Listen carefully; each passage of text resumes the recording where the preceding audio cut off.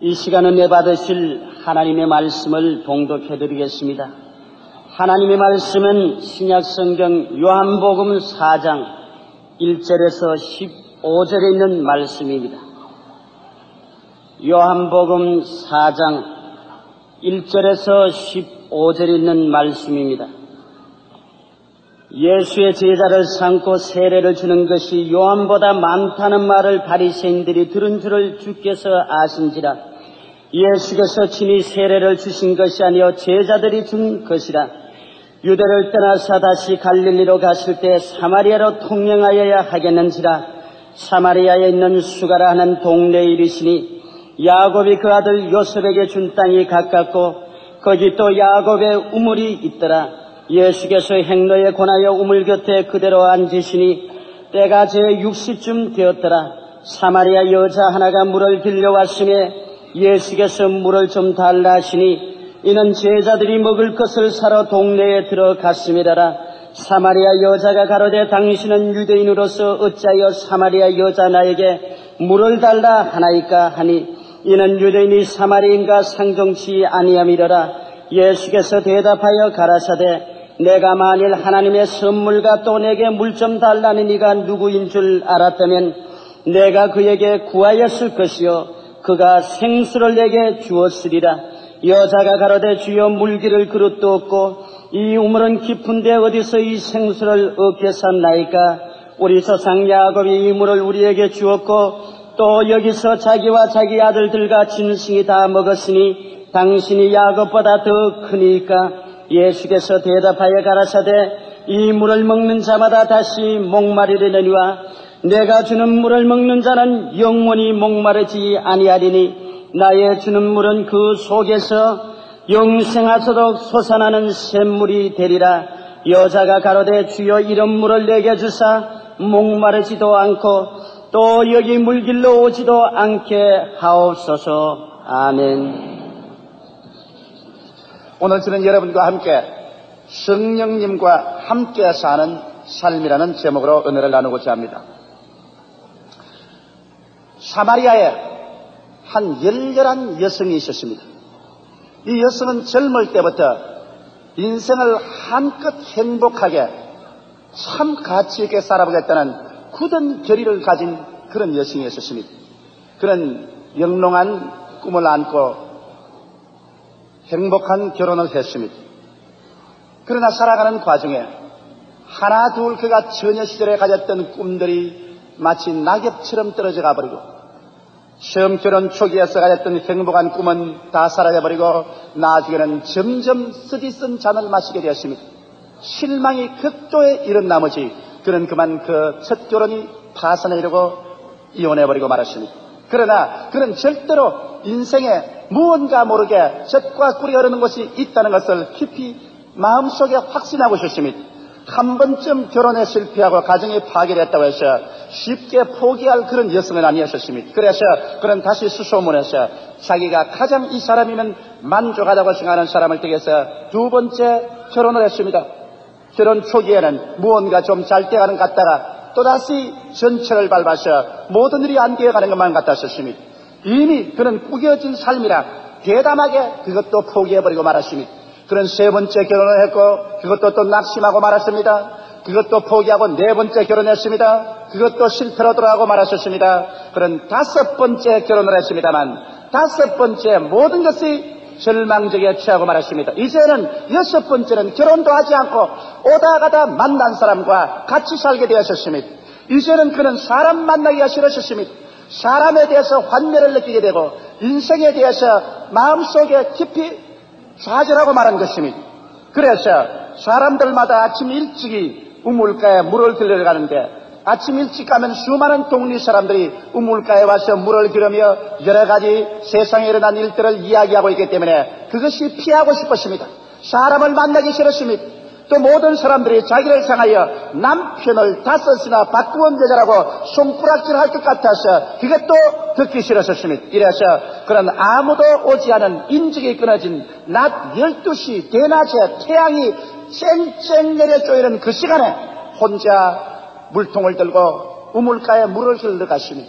오늘날 누가 대낮에 물길러 갑니까? 그러나 이 여자는 사람의 인기척이 쉬었던 것이며 그래서 그날 또 그는 햇빛이 내려 쨍쨍 쪼이는 대낮 인기척이 없을 때 물동이를 이고 물길러 우물가에 나가셨으며 그러나 물을 길러 내려갔다가 그는 깜짝 놀라셨으며 한 사람의 남자가 그 우물가에 앉아있다가 그가 물을 길을 갈 때 스스럼없이 그에게 말을 붙였으며 그 남자는 보니 유대인이었으며 원래 유대인들은 사마리아 사람을 개로 취급하고 사마리아 사람하고는 상종해서 말을 하지 않습니다. 더구나 남자가 대낮에 인기치기 없는 우물가에서 사마리아 여인에게 대해서 말하려고는 꿈에도 생각하지 않았었습니다. 그러나 이 남자는 스스럼없이 말했습니다. 여자여, 그 물을 길러서 나에게 좀 마시우게 해주시오. 이 사마리아 여자는 눈을 들어 정색을 하고 그 남자를 쳐다봤습니다. 그러고 하는 말이 당신이 어떻게 유대인으로서 사마리아인 나에게 물을 달라고 하나이까? 그러자 그 남자는 말했습니다. 여자여, 여자가 하나님의 선물과 지금 여자에게 말하는 당사자가 누구인지 알았더라면 오히려 당신이 구하였을 것이요 내가 생수를 당신에게 주었을 것입니다. 하도 기발한 말이기 때문에 이 여자는 기가 막혀서 다시 한번 쳐다보고 말했습니다. 아니 선생님 가늠이 보자니까 물을 길을 두레박도 없는데 이 우물은 깊은데 어디에서 물을 길러 생수를 내게 주겠단 말인 것입니까? 이 우물은 우리 조상 야곱이 팠고 그 자손과 그 짐승들이 이 우물물에서 다 먹었는데 당신은 우리 조상 야곱보다 크나이까? 그때 예수께서 말씀하기를 누구든지 이 우물물을 마시는 자는 다시 목마르겠거니와 내가 주는 물을 마시는 자는 영원히 목마르지 아니하리니 나의 주는 물은 그 속에서 영생하도록 솟아나는 샘물이 되리라. 이 말을 듣자 너무 놀란 이 사마리아 여인은 두레박을 내려놓고 하염없이 예수님을 쳐다보고 말했습니다. 선생님, 그렇다면 그 우물물을 내게도 주사 다시 목마르지도 아니하고 이곳에 물을 길러러 오지도 않게 하여 주시옵소서. 바로 예수께서 사마리아의 수가성 우물가에서 여인에게 대화한 이 말씀이 오늘날 주님께서 여러분과 나에게도 이 자리에 와서 대화하는 그 말씀인 것입니다. 예수 그리스도를 구주로 우리 마음속에 모셔드릴 때 예수님은 우리에게 하나의 종교를 주는 것도 아니요 의식을 주는 것도 아닌 것입니다. 하나의 기독교라는 형식을 우리에게 주는 것이 아닙니다. 예수를 구주로 모실 때 여러분과 나의 깊은 속 영혼 속에 경험할 수 없는 위대한 하나의 변화가 일어나는 것입니다. 이것은 여러분과 내 영혼 속에 영생토록 솟아나는 생수의 샘물인 성령을 우리 가운데 보내주시는 것입니다. 성령은 하늘에서 내려온 영인 것입니다. 성령은 실제적인 영인 것입니다. 성령은 우리가 눈으로 볼 수 없고 손으로 붙잡을 수는 없습니다. 예수께서 말씀하기를 바람이 임의로 불매 어디에서 와서 어디로 가는지 알지 못한다. 성령으로 난 사람은 다 이와 같다고 했습니다. 바람이 어디에서 와서 어디로 가는지 알지 못해도 바람이 불 때 우리는 다 알고 있습니다. 어제 저녁에 거센 바람이 서울 일대를 불었었습니다. 우리는 바람 소리를 들었었습니다. 창문이 들그덩거리는 소리를 들었었습니다. 우리는 나무가 흔들리는 것을 들었고 낙엽들이 휩쓸려가는 소리를 들었었습니다. 바람은 눈에 보이지 않지만은 바람이 지나가는 자국마다 그 흔적을 남겨놓은 것처럼 성령께서 우리에게 오시면 우리 가운데 우리가 절대로 부인할래야 부인할 수 없는 그 흔적이 우리 속에 남게 되는 것입니다. 예수께서 이것을 생수라고 말하신 것입니다. 내가 너에게 영원히 송설하는 생수의 샘물을 주리라고 말한 것입니다. 예수를 마음속에 구주로 모시면 어떠한 변화가 다가올까요? 하나의 종교적인 변화일까요? 의시적인 변화일까요? 아니올지다. 여러분의 삶의 깊은 바탕 속에 예수님께서 생수의 근원이 되시는 샘물인 성령을 여러분에게 주심으로 말미암아 여러분에게 깊은 변화가 다가오는 것입니다. 나는 이 변화가 다가오는 것이 어떠한 것인지 여러분에게 말씀해드리고 싶습니다. 여러분께서 성령의 샘물의 근원이 마음속에 들어오자마자 일시에 영적인 세계의 눈이 뜨인다는 것입니다. 비록 활짝 뜨여서 밝기는 보지 못할지라도 조그맣게 눈이 뜨였을지라도 마치 창문 틈으로 들어가보는 것 같을지라도 여러분의 마음속에 전에는 전혀 볼 수 없었던 영적인 세계에 눈이 뜨여서 영적인 것이 보입니다. 전에까지는 육신의 정욕과 안목의 정욕과 이 세상 사랑을 따라서 살았으며 무엇을 먹을까, 무엇을 입을까, 무엇을 마실까 하는 것만 살았었으며 눈으로 보고 귀로 듣고 코로 냄새 맡고 맛보고 손으로 감각으로 느끼는 완전히 감각적이고 물질적이며 유물적으로 살았었습니다. 그래서 이 세상 살다가 죽으면 한 주먹으로 들어가고 그뿐이지 무엇이 있겠는가. 완전히 물질적인 세계 속에 휩싸여 살았는데 예수께서 마음속에 들어오고 성령의 생수가 마음속에 들어와서 터져나자 그 생수의 물을 마신 여러분 속에 영적인 세계가 열려지기 시작하는 것입니다. 하나님께서 살아계신 것이 희미하게 영 속에서 바라보여지고 그러고 난다 미래가 죽음으로 말미암아 끝나지 않는다는 이 사실이 영 속에 보여지기 시작하는 것입니다. 사람이 살다가 죽는 것은 정한이치요 죽고 난 다음에 심판이 있다. 주를 믿고 구원받은 사람은 영화로운 세계가 있고 주를 거역한 사람에게는 영원히 버림받은 게헤나 불과 유황으로 타는 못이 있다는 이 사실이 전에는 전혀 깨닫지 못했는데 영적인 눈이 열려서 이것이 보여지기 시작하는 것입니다. 그럴 뿐 아니라 성경이 여러분 손에 들려주고 성경 속에서 하나님의 지식과 지혜가 접하게 됩니다. 전에는 전혀 알지 못했던 하나님의 말씀이 마음속에 깨달아지기 시작하고 하나님의 지혜가 마음속에 들어와서 여러분의 사는 모든 일에 새로운 세계가 정해됩니다. 그럴 뿐 아니라 여태까지는 살아오면서 부모님하고 대화했고 처자간에 대화했으며 이웃과 이야기만 했는데 이제 새로운 대화의 세계가 열리게 되는 것을 알게 되는 것입니다. 아무도 없는데 아무도 들어주지도 않은데 혼자 물어볼 거면 마음이 자연히 하늘로 향하면서 하늘에 계신 우리 아버지여 아버지여 하는 그러한 외마디 소리가 마음속에서 넘쳐나오기 시작하는 것입니다. 이것 봐라, 내가 옛날엔 이런 일이 없었는데 어찌 고요한 시간에 하늘을 향하여 하늘에 계신 우리 아버지여 이와 같은 기도가 넘쳐나오기 시작하는가. 이것은 새로운 대화의 세계가 여러분 속에서 열리기 시작하는 것입니다. 이것이 바로 여러분 속에 영생하도록 세상에는 샘물이 들어오자마자 이 샘물을 마신 결과로 일어나는 하나의 변화인 것입니다. 그뿐만은 아닙니다. 여러분의 세계 속에 전에 모르게 자연히 인생을 바라보는 가치관이 달라지기 시작하는 것입니다. 전에는 부귀영화 공명이 최고의 가치로 생각하는 것입니다. 그래서 어찌하든지 사람을 속이든지 거의 살인하다시피 하더라도 부귀영화 공명만 얻으면 된다고 생각을 했었습니다. 그러나 희한하게 마음이 달라지기 시작하는 것입니다. 이 샘물을 마시자 말자 이제 인생의 가치가 하나님을 섬기는 것과 하나님 즐겁게 하시는 것과 그 다음 내세에 가서 상 받는 일들 이러한 것들이 마음의 삶의 목표와 가치로 변화되는 것입니다. 이 일을 하면 하나님이 기쁘시게 하실까? 저 일을 하면 하나님을 기쁘시게 하실까? 이런 일들이 생겨납니다. 나는 최근에 어느 학교 교감 선생님의 간증을 들었었습니다. 그런 서울대학교 사범대학을 나오고 난 다음에 시방학교로 나가서 여태까지 20여 년의 생활이 학교의 교장이 되는 것이 거의 전체 목표였다고 말씀하셨습니다. 그런 부지런히 일하고 열심히 학생들을 가르치고 애를 써서 교감의 자리에까지 올라갔었습니다. 이제 교장직을 눈앞에 보게 된 것입니다. 그의 전체의 마음의 목표와 가치는 교장이 되는 것입니다. 교장이 되는 것입니다. 교장이 되는 것입니다. 그와 같은 생활을 하고 있다가 그의 속에 예수 그리스도가 들어오게 된 것입니다. 그런 그리스도가 들어와서 예수 그리스도의 생수가 그 마음속에 솟아오르기 시작한 것입니다. 그러자 어떤 사람의 말을 들었습니다. 더 깊은 신앙 속에 들어가기 위해서는 오살리 기도원에 가서 기도를 해보는 것이 좋다. 제일 처음 그 말을 귀뚱으로 들었으나 나중에 마음속에 자꾸만 오살리 기도원에 가서 기도를 해보고 싶다는 마음이 생겨서 한국의 최남단 어느 지역에서 말미를 얻어가지고서 서울에 와서 오살리 기도원에 와서 금식기도까지 했습니다. 그러자 그 속에서 생수는 점점 더 힘차게 솟구쳐 오르기 시작한 것입니다.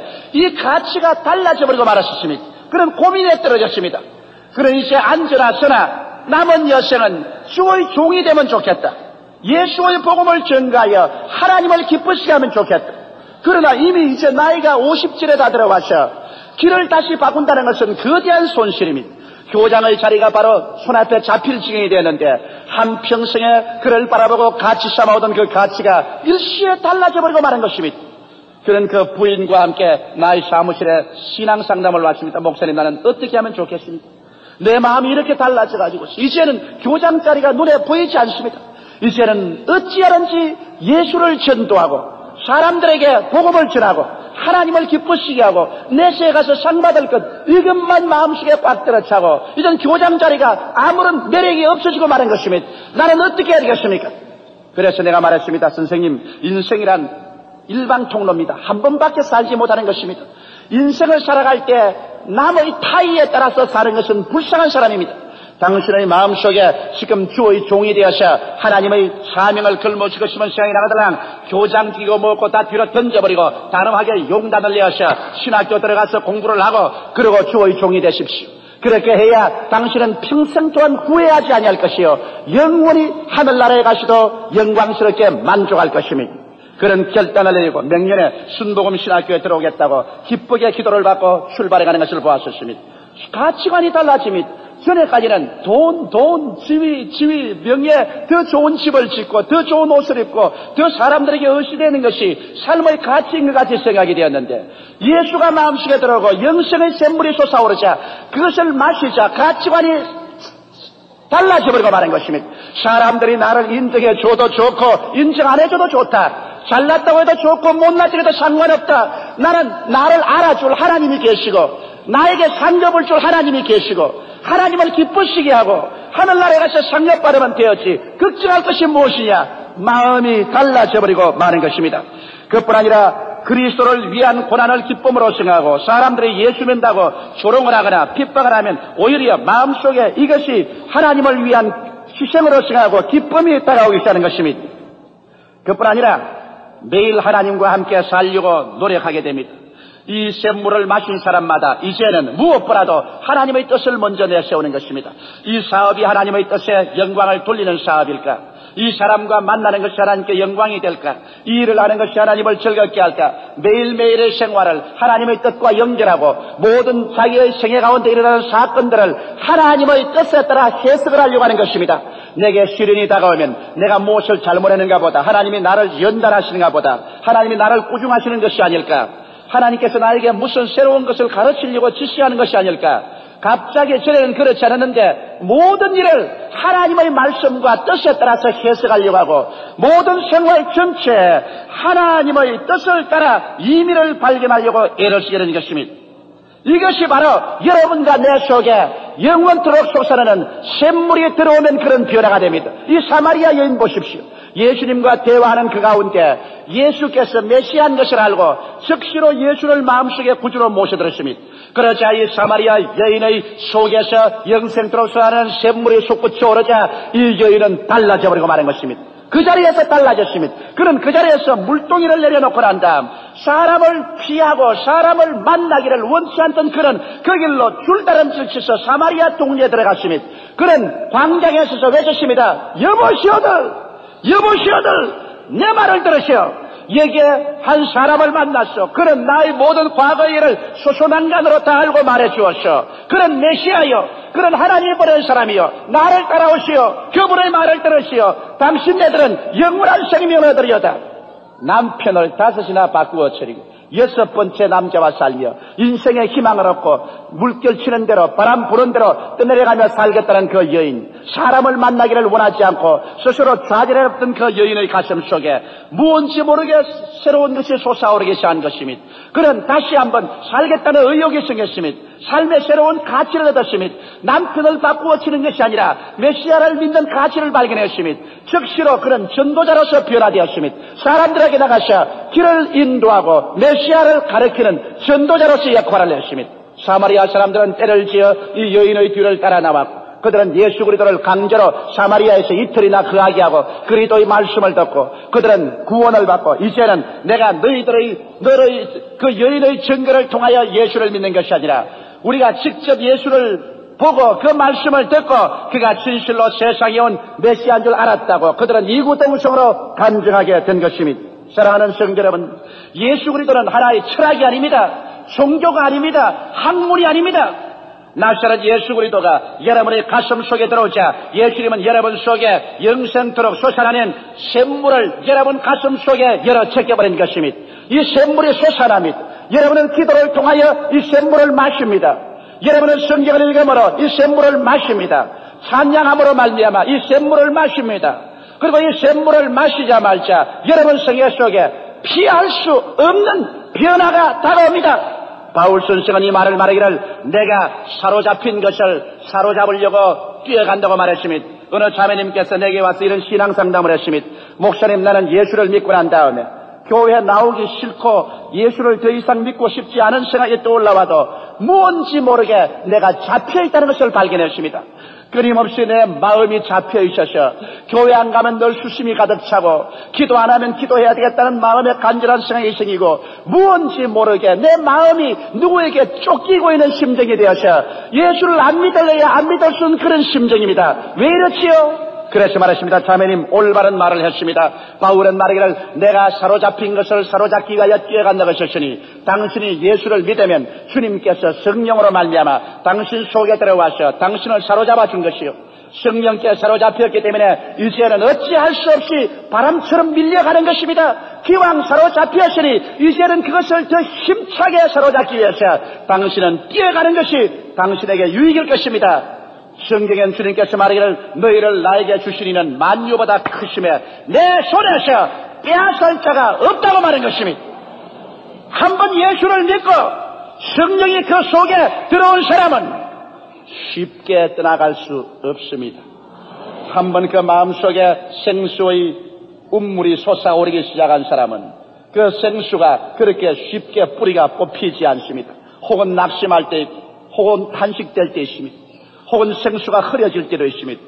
그러나 곧장 생수는 계속 펑펑 솟아오릅니다. 곧장 모든 흙탕물은 사라지고 모든 그림자는 사라집니다. 곧장 여러분 속에 또다시 한번 하나님에 대한 감사와 찬미가 솟구쳐 올라오고 무언지 모르게 하나님께 잡힌 것을 피할 수가 없는 것입니다. 이것이 바로 사마리아 여인이 체험한 것이요, 이것이 바로 여러분이 예수를 믿고 거듭났다는 하나의 증거가 되는 것입니다. 둘째로, 그러면 이 생수만 가지고 살 수 있느냐는 것입니다. 생수의 운물을 가진 사람은 운물은 내 혼자 마시기에 적합하는 것입니다. 그러나 이 운물을 이것이 온 사람에게 나누어 주기 위해서는 이 운물만 가지고는 안 됩니다. 샘물만 가지고는 안 됩니다. 여러분 속에서 생수의 강이 넘쳐 흐르는 한 단계 더 깊은 성령의 체험을 해야 될 것입니다. 요한복음 7장 37절로 39절에 명절 끝날 곧 큰 날에 예수께서 서서 외쳐가라사대 누구든지 목마르거든 내게로 와서 마시라. 나를 믿는 자는 성경의 이름같이 그 배에서 생수의 강이 흘러나리라 하시니 이는 그를 믿는 자의 받을 성령을 가리켜 말씀하신 것이라고 말했습니다. 주님께서는 중생한 우리 뱃속에 생수의 샘물만 가지고 있기를 원하지 않습니다. 우리의 뱃속에 생수의 샘물이 변해서 생수의 강이 되어서 내 혼자 마시기에 만족할 뿐이라 강물이 나를 통하여 넘쳐나기를 원합니다. 나의 기도를 통하여, 나의 믿음을 통하여, 나의 전도를 통하여, 나의 성회를 통하여 성령이 마치 강물같이 넘쳐나와서 모든 사람에게 영향을 미치기를 원하시고 있는 것입니다. 이것이 바로 성령 세례라는 것입니다. 예수님의 제자들은 예수님을 믿고 그 속에 생수의 강을 가졌습니다만 예수님이 죽고 그 다음 부활하시고 난 다음에 40일 동안은 가장 어둡고 캄캄한 날들이었습니다. 그들을 인도하던 선생님, 그들을 돌보던 부영 같은 예수님, 그들의 보호자가 십자가에서 죽고 그 다음 부활해서 성천하시고 40일 동안 소식이 없을 때 그들의 마음속에 답답하면 어떻게 했습니까? 천지가 아득하고 적막했습니다. 로마의 군인들이나 유대 사람들은 그들을 잡으려고 노호같이 두드러졌겠습니다. 어떻게 하면 그들이 살 수 있습니까? 그렇다고 해서 그들이 예수를 버린 것 아닙니다. 그들 속에는 생수의 샘물이 솟아올라서 그것을 마시고 그들은 하나님께 잡혔습니다만 그들은 불안과 공포에 떨면서 모두 다 다락방에 숨어 문고리를 걸고 있었습니다. 그러나 한 열흘 동안 기도하고 난 다음 오순절 날이 되자 갑자기 그들이 모인 곳에 하늘에서 강한 바람 같은 소리가 나고 불의 휘같이 갈라진 것이 각 사람 머리에 임하였더니 그들이 다 성령으로 충만함 받고 성령이 말하게 하심을 따라 다른 방언으로 말하기 시작하자 생수가 강같이 속에서 넘쳐났습니다.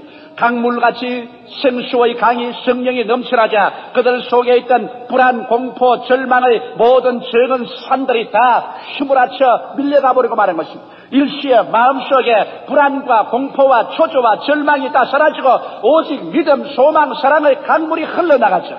베드로를 위시하셔 제 아들이 방문을 차고 일어나셔 그들이 외쳤습니다. 그 요란한 소리를 듣고 수많은 사람들이 모여왔습니다. 베드로가 거기에서 한 번 외침에 하루에 3,000명이 회개하고 거꾸로 치고 이튿날에 5,000명이 회개하고 그 다음에 수많은 사람이 회개하고 얼마 있지 아니하여 예루살렘 20만 인구 가운데 10만 명이 회개하고 돌아오는 위대한 기적이 일어나버리고 마는 것입니다. 그 이상 그들은 음모를 가지고 있지 않았었습니다. 생수의 강이 자꾸 솟구쳐 올랐었습니다. 강물이 흘러가는 곳에는 아무것도 견디지 못합니다. 흙탕물이 흘러들어와서도 강물 속에서는 맑아져버리고 맙니다. 죽은 썩은 그런 짐승의 육체 고깃덩어리들이 흘러들어와도 이것이 다 씻겨 내려가 버린 것입니다. 쓰레기더미가 흘러들어와도 강물에게 씻겨서 나가버린 것입니다. 강물이 흘러가는 곳에 아무것도 그것을 막을 수가 없습니다. 그러므로 오늘 여러분 속에 생수의 강이 흐르기 시작하면 인생을 살아갈 동안에 염려와 근심, 불안, 초조, 절망, 고통 이런 것들이 수없이 우리에게 던져와도 강물은 이것을 씻어가버리고 마는 것입니다. 강물은 이것을 밀려쳐내버리고 마는 것입니다. 그리고 오직 강물이 흘러가는 그 자체 속에는 믿음, 소망, 사랑만이 넘실거린 것입니다. 오늘날 여러분 여기 예수께서 성령 충만한 세례의 체험을 강물로 비유한 것은 중대한 의미가 있습니다. 왜냐하면 강물이 흘러가는 유형마다 농공산업이 강물을 끼고 일어나는 것입니다. 강물 흘러가는 곳에 황금의 뜰뜰에 모든 오곡이 물에 있습니다. 강물이 흘러가는 그 곁에 공장들이 쓰고 물건을 생산해냅니다. 그리고 강물이 흘러가는 그곳에 산업이 일어나는 것입니다. 그러므로 강물이 흘러가는 그곳에야 오직 인간이 부유하고 풍성한 삶을 살 수 있는 농공산업이 일어나는 것처럼 오늘 여러분 영혼 속에 성령의 생수의 강물이 흘러나오자마자 여러분의 생애 속에 생명을 얻되 더 풍성하게 얻는 하나님의 역사가 일어나기 시작하는 것입니다. 이 때문에 성령으로 세례를 받으라고 주님 말씀합니다. 여러분께서 운물만 가지고 있으면 여러분의 영적으로 그게 만족하지만은 강물이 흘러나가기 시작하자마자 여러분에게는 창조적이며 생산적인 일들이 일어납니다. 위대한 믿음의 역사가 일어나는 것입니다. 위대한 권능의 역사가 일어나는 것입니다. 위대한 창조적인 역사가 일어나는 것입니다. 강물이 넘쳐 흘러갈 때 여러분의 생애 속에 풍부한 삶을 창조하는 하나님의 은총과 역사가 그 속에 생겨나기 시작하는 것입니다. 그뿐 아니라 강물이 흘러가는 곳에 도시가 형성됩니다. 수많은 사람들이 모여와서 강물 곁에서 그들은 도시를 형성하고 살게 되는 것입니다. 서울도 여러분 한강물이 끼었기 때문에 서울이 이루어지는 것이지 한강물이 끼지 않았었으면 서울이 이루어질 수가 없는 것입니다. 이와 같이 여러분 속에 성령의 생수의 강이 흘러가기 시작하자마자 수많은 사람들이 여러분에게 모여와서 하나님의 말씀을 듣고 생명을 얻는 무리가 이루어지는 것입니다. 왜 순복음 중앙교회 10만 성도가 모여옵니까? 왜 이런 아침에 1만 5천여 명의 사람들이 이곳에 모여와서 말씀을 듣고 있는 것입니까? 여러분은 생수가 마시고 싶기 때문인 것입니다. 여러분은 물이 갈급합니다. 여기에 생명수가 흘러가기 때문에 수많은 사람들이 강가에 와서 물을 마시기 위해서 모여드린 것입니다. 여러분이 예배보험으로 말미암아 마음의 염려, 근심 다 놓칠 수 있고 마음의 상쾌함을 얻을 수 있고 새로운 용기와 희망과 담력을 가지고 살 수 있지 않겠습니까? 그러므로 모여드는 것입니다. 강물이 흘러가야 도시가 형성되는 것처럼 성령의 역사가 일어나야 교회가 발전되며 구역이 발전되며 여러분의 전도가 향상하고 발전하는 것입니다. 그 다음 강물이 흘러가는 곳에 교통 운반이 편리해지는 것입니다. 강물이 흘러가면 수많은 배들이 화물을 싣고 쉽게 오르락내리락하는 것입니다. 이처럼 여러분 생수의 강물이 흘러갈 때 여러분의 기도와 전도의 교통이 유통해지는 것입니다. 여러분께서 아무리 수고하고 무거운 짐을 지고 있다 할지라도 생수의 강이 이것을 밀어쳐서 하나님 앞에 기도할 수 있게 만들어주는 것입니다. 성령 세례를 받아야 여러분의 기도의 문이 열리는 것입니다. 사람의 말로서 기도할 수 없게 되면 성경은 말하기를 성령이 말할 수 없는 탄식으로 우리를 위하여 방언으로 친히 기도해 주겠다고 말씀하는 것입니다. 이러므로 여러분 우리는 성령의 충만한 세례를 받아서 여러분과 나의 생애 속에 생수의 강이 넘쳐나야만 되는 것입니다. 우물만 가지고 중생한 사람은 예수께 나와서 오늘 구하여야 됩니다. 그래서 주님께서 우물물을 변화시켜서 생수의 강을 거론이 되어서 강물이 넘실거리며 넘쳐나와야 되는 것입니다. 그래서 그 강물을 통하여 풍성한 생명을 얻고 더 수많은 사람에게 생명의 길을 보여주고 그를 통하여 능력 있는 기도를 통해서 하나님과 더욱 가까워지는 위대한 신앙의 삶의 역사가 성령 세례를 통하여 일어나는 것입니다. 제자들이 성령 세례를 받고 나가서 외치며 그들은 불과 300년 내에 그렇게도 무섭던 로마 제제국을 예수 그리스도의 국가로 변화시켜버리고 말한 것입니다. 오늘날 우리가 다 성령으로 충만한 세례 받아서 성령의 강물을 가지고서 우리의 집에, 우리의 직장에, 우리의 사회생활에 임하면 여러분 온 서울시가 우리를 통해서 변화받을 것이요 온 한국과 세계가 성령의 운동을 통하여 변화받고 말 것인 것입니다. 이 생수의 강물이 흘러가는 것을 막을 자는 아무도 없는 것입니다. 이러므로 오늘 이 시간에는 여러분께 이 질문을 합니다. 바울이 에베소 교회에 가서 행한 질문입니다. 너희가 믿을 때 성령을 받았느냐? 성령을 받으면 능력을 얻고 예루살렘과 온 유다와 사마리아와 땅끝까지 이르러 나의 증인이 되리라고 주님은 말씀하셨습니다.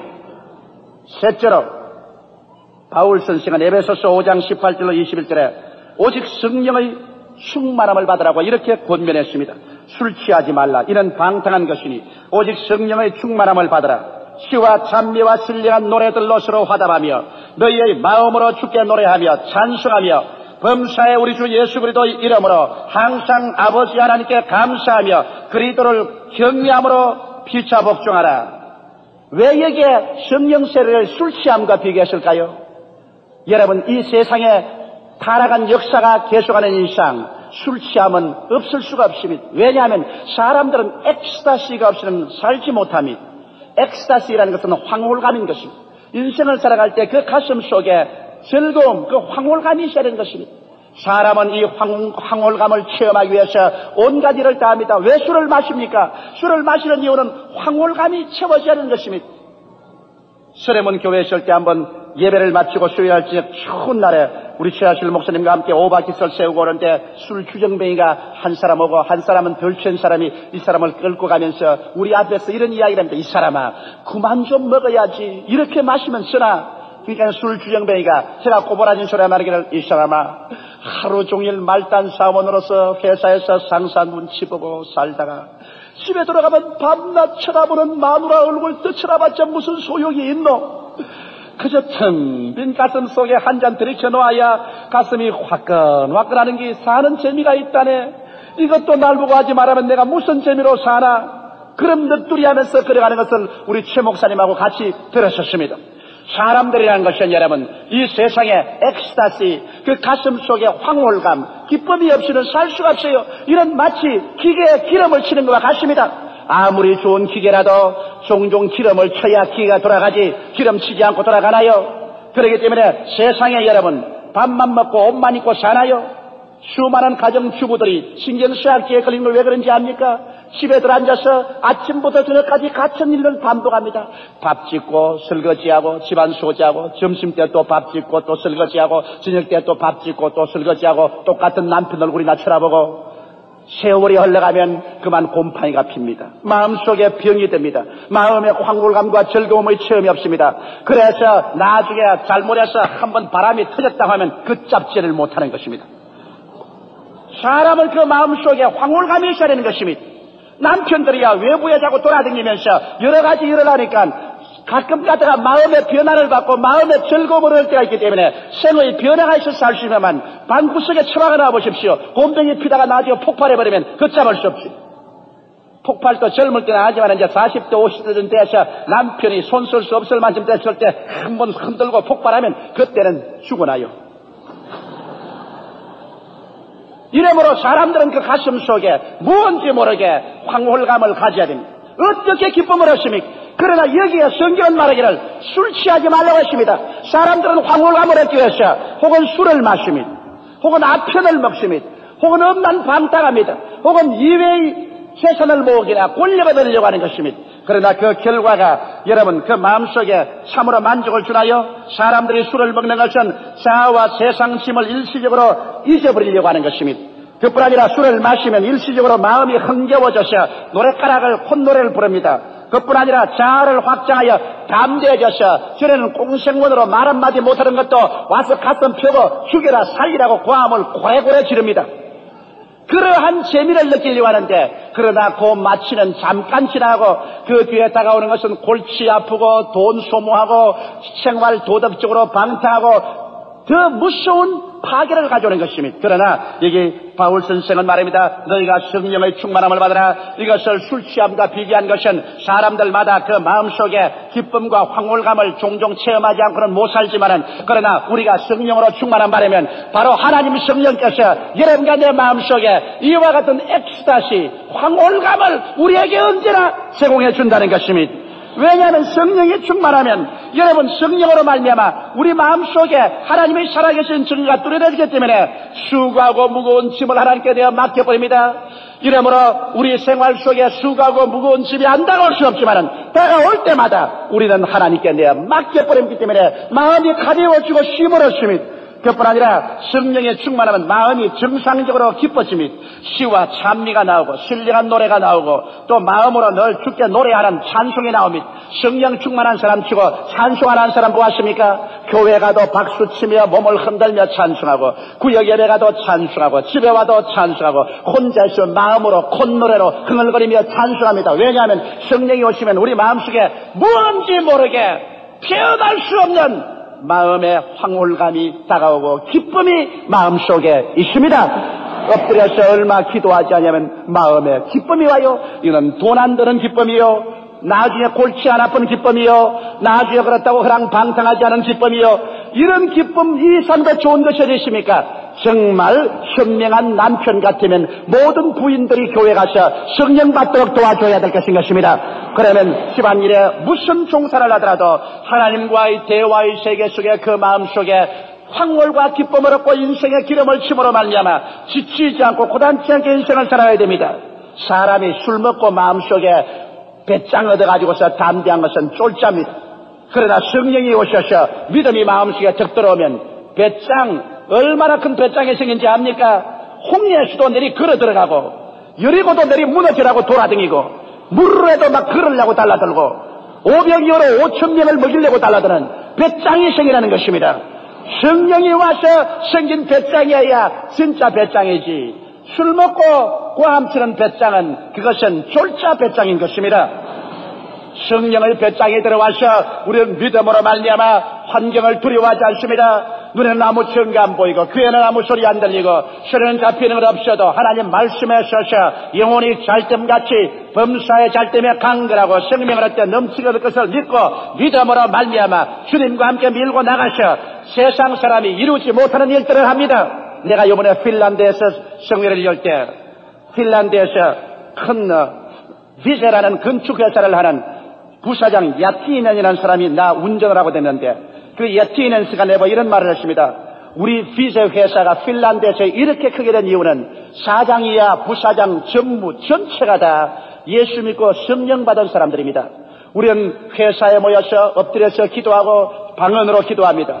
그런데 일반 회사들은 어떠한 프로젝트가 생겼을 때 연구하고 연구해도 마음에 겁이 나서 담대하게 뛰어들어가지 못함으로 말미암아 기회를 놓칩니다만, 우리는 기도하고 난 다음에 마음에 확신만 오면은 우리의 수판으로 개선해서 안 되는 일이라도 사장이와 일치 단결해서 믿습니다로 담대하게 뛰어들어가서 사업을 진행했고, 그럴 때마다 사업이 성공해서 다른 사람들이 가히 뒤에 추종하지 못할 만큼 순종해서 오늘날 이 비제 회사는 핀란드에서 굴지의 건축회사로 성장했습니다. 우리에게 재산이라는 것은 담력입니다. 이와 같은 간증을 하나씩 들었습니다.